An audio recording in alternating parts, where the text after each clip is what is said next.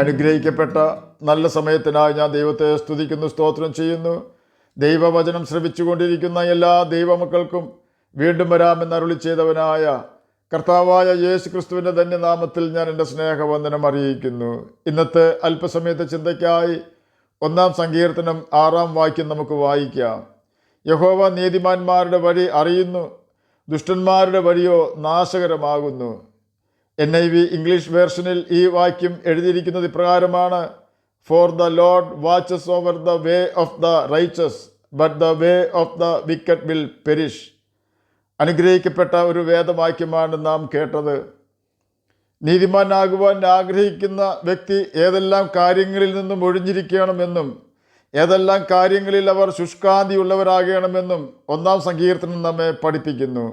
നീതിമാന്റെയും ദുഷ്ടന്മാരുടെയും പ്രവൃത്തികൾക്കനുസരിച്ചുള്ള പ്രതിഫലത്തെക്കുറിച്ചാണ് 1 സങ്കീർത്തനം 6 വാക്യത്തിൽ രേഖപ്പെടുത്തിയിരിക്കുന്നത്. അനുഗ്രഹിക്കപ്പെട്ട നീതിമാനായ ഒരു വ്യക്തി നിശ്ചയമായും ചെയ്യരുതാത്ത 3 കാര്യങ്ങൾ 1 സങ്കീർത്തനം 1 വാക്യത്തിൽ രേഖപ്പെടുത്തിയിരിക്കുന്നു. ദുഷ്ടന്മാരുടെ ആലോചന അഥവാ ഉപദേശം അനുസരിച്ച് ജീവിക്കരുത്.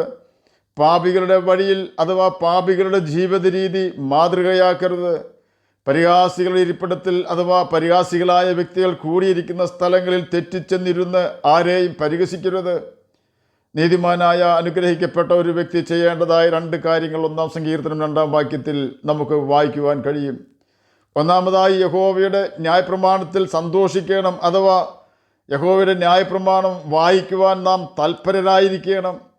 രണ്ടാമതായി, യഹോവയുടെ ന്യായപ്രമാണത്തെ ധ്യാനിക്കണം, അഥവാ ദൈവകൽപ്പനകൾ അനുസരിക്കണം. ധ്യാനിക്കുക എന്നാൽ സീക്കിംഗ് ഗൈഡൻസ് ഫോർ ലൈഫ് എന്നാണ് അർത്ഥം കൊടുക്കേണ്ടത്. യഹോവയുടെ ന്യായപ്രമാണം തൻ്റെ ലൈഫ് സ്റ്റൈൽ അഥവാ ജീവിത രീതിയാക്കണമെന്ന് സാരം. തെറ്റായ സ്വഭാവമുള്ള വ്യക്തികളെ നമ്മുടെ സ്നേഹിതന്മാരാക്കിയാൽ അവരുടെ അഴുക്ക് സ്വഭാവങ്ങൾ നമ്മുടെ സ്വഭാവം അഥവാ നമ്മുടെ ജീവിത രീതിയായി നമ്മുടെ ശീലമായി തീരുന്നു. ബൈബിളിലെ ദൈവം അംഗീകരിക്കുന്നതും അനുവദിച്ചിരിക്കുന്നതുമായ കാര്യങ്ങൾ നാം നമ്മുടെ സ്വഭാവമാക്കിയാൽ നമ്മെ കാണുന്നവരും ആ സ്വഭാവം തങ്ങളുടെ ജീവിതത്തിൽ പകർത്തുവാൻ ശ്രമിക്കുമെന്നതിന് 2 പക്ഷമില്ല. അതുപോലെ തന്നെ ചെയ്യരുതെന്ന് ദൈവവചനമായി ബൈബിളിൽ രേഖപ്പെടുത്തിയിരിക്കുന്ന കാര്യങ്ങൾ നാം ചെയ്താൽ മറ്റാരും അത് തിരിച്ചറിഞ്ഞില്ല എങ്കിലും സാത്താൻ അത് തിരിച്ചറിയുവാൻ കഴിയുമെന്ന് നാം ഓർക്കണം. യഥാർത്ഥ ദുഷ്ടൻ എന്നത് പിശാചാണെന്ന് നാം മനസ്സിലാക്കണം. അവൻ ദൈവത്തിൻ്റെ ശത്രുവായതിനാൽ നമ്മുടെയും ശത്രുവായി തീർന്നു. അതുകൊണ്ട് ബൈബിൾ നമ്മോട് ഉപദേശിക്കുന്നു, ദുഷ്ടൻ്റെ ഉപദേശപ്രകാരം ജീവിക്കരുത്. പാപികളായ വ്യക്തികളെ മാതൃകയാക്കരുത്. പരിഹാസികളായ വ്യക്തികൾ കൂടിയിരിക്കുന്ന സ്ഥലങ്ങളിൽ ദൈവഭയമുള്ളവർ ചെന്നിരുന്ന് ആരെയും പരിഹസിക്കരുത്. ദുഷ്ടൻ എന്ന വാക്കുകൊണ്ട് അർത്ഥമാക്കുന്നത് ദൈവകൽപ്പനകൾ അനുസരിക്കാതെ പാപം ചെയ്യുവാൻ സാഹചര്യം അന്വേഷിച്ച് നടക്കുന്നവർ എന്നാണ്. എന്നാൽ ഭാഗ്യവശാൽ പാപം ചെയ്തതുമൂലം ദൈവത്തിൽ നിന്നും അകന്ന ദുഷ്ടൻ അഥവാ പാപി എന്ന പട്ടികയിലുള്ള സകല വ്യക്തികൾക്കും വേണ്ടി കർത്താവായ യേശു ക്രിസ്തു കാൽവരി ക്രൂശിൽ തകർക്കപ്പെട്ടുവെന്ന് റോമർക്ക് എഴുതിയ ലേഖനം 5 അധ്യായം 6 വാക്യത്തിൽ രേഖപ്പെടുത്തിയിരിക്കുന്നു.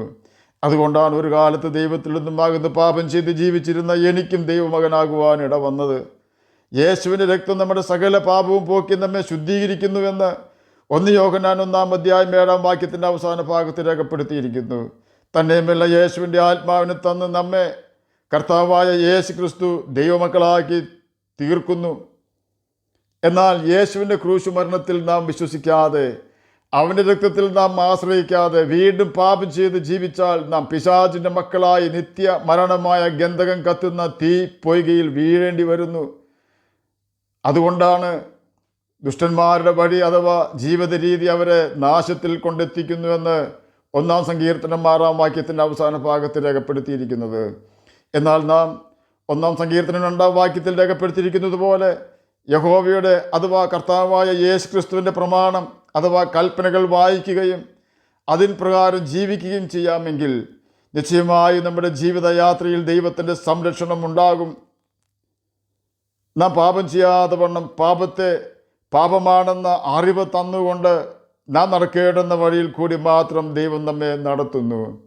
ദൈവം നമ്മെ നടത്തുന്ന വഴിയിൽ കൂടി നടന്നാൽ നമ്മോട് സംസാരിക്കുന്ന വ്യക്തികൾ നമ്മെ ദൈവത്തിൽ നിന്നും അകറ്റുന്നവനാണോ എന്നും അവർ പറയുന്ന കാര്യങ്ങൾ പാപത്തിൻ്റെ ചതിയോ വലയോ ഉണ്ടോ എന്നും ദൈവം നമുക്ക് അറിയിച്ചു തരും. അതുപോലെ തന്നെ പാപികളായ വ്യക്തികൾ ചെയ്യുന്ന കാര്യങ്ങളും പറയുന്ന വാക്കുകളും നാം ചെയ്യാതെയും മാതൃകയാക്കാതെയും ജീവിക്കുവാൻ വേണ്ട ജ്ഞാനം ദൈവം നമുക്ക് തരും. പരിഹാസികളായ വ്യക്തികൾ ഇരിക്കുന്ന സ്ഥലങ്ങളിൽ നാം ചെന്നെത്താതെ വണ്ണം കർത്താവ് നമ്മുടെ വഴി തിരിച്ചുവിടും. കാരണം യേശു നമ്മുടെ എല്ലാ വഴികളിലും ജീവിത സാഹചര്യങ്ങളിലും കാവൽ ഏർപ്പെടുത്തിയിരിക്കുന്നു, സംരക്ഷണം ഒരുക്കിയിരിക്കുന്നു.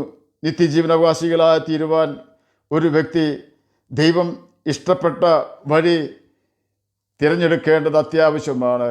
അല്ല എങ്കിൽ സാത്താൻ്റെ വീതിയുള്ള വഴിയിൽ കൂടി നാം യാത്ര ചെയ്യുവാൻ പ്രലോഭിക്കപ്പെടുകയും സകലവിധ പാപങ്ങളും ചെയ്ത് നാം ജീവിക്കുന്നതിനാൽ ഗന്ധകം കത്തുന്ന തീപ്പൊയ്കയിൽ നാം എത്തിപ്പെടുകയും ചെയ്യുന്നു. ആകയാൽ നമുക്ക് ദൈവത്തിൻ്റെ ന്യായപ്രമാണത്തിൽ സന്തോഷിക്കാം. യഹോവയുടെ ന്യായപ്രമാണം നമ്മുടെ ജീവിത രീതി അഥവാ ലൈഫ് സ്റ്റൈൽ ആക്കി മാറ്റാം. അവൻ്റെ പ്രമാണം അനുസരിച്ച് നമുക്ക് നിത്യജീവനവാസികളായി തീരാം. അതിന് കർത്താവ് നമ്മെ സഹായിക്കട്ടെ എന്ന് പ്രാർത്ഥിച്ചുകൊണ്ട് ഞാൻ എൻ്റെ വാക്കുകളിൽ നിന്ന് വിരമിക്കുന്നു. നമുക്ക് പ്രാർത്ഥിക്കാം. ഞങ്ങളെ സ്നേഹിക്കുന്ന സ്വർഗീയ പിതാവേ, നല്ല വചനത്തിനായി അങ്ങയെ സ്തുതിക്കുന്നു, സ്തോത്രം ചെയ്യുന്നു. എന്നെ കേൾക്കുന്ന ഏതെങ്കിലും പ്രിയപ്പെട്ടവർ അങ്ങയെ തിരിച്ചറിയാതിരിക്കുന്നുവെങ്കിൽ അങ്ങയെ തിരിച്ചറിയുവാൻ തക്ക കൃപ അവർക്ക് കൊടുക്കുകയാണമേ.